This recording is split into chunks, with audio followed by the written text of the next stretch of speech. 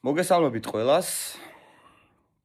გისურვებთ წარმატებულ და მშვიდობიან სეზონს. მე დღეს ძალიან კარგი სიახლე მინდა გაცნობოთ.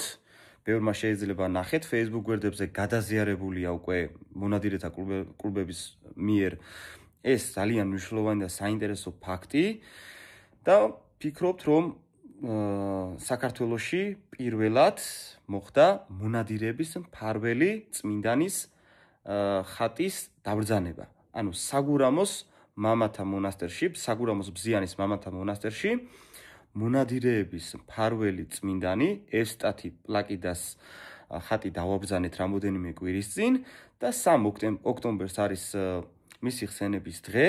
ამიტომ გელოდებით ყველა მონადირეს, ან თუნდაც ისეთ ადამიანს, ვისაც გინდათ გაიცნოთ ჩვენი მონადირეთა კლუბები, უკეთესად გავიცნობთ ერთმანეთს, ვისაუბრებთ სამომავლო გეგმებზე და ზოგადად ნადირობაზე. ესე იგი, დილის 10 საათზე 3 ოქტომბერს ჩატარდება წირვა საგურამოს ბზიანის მამათა მონასტერში და 15 საათზე ასევე იქნება კრება ტაძრის ეზოში, სადაც გვექნება კარგი ღონისძიებები.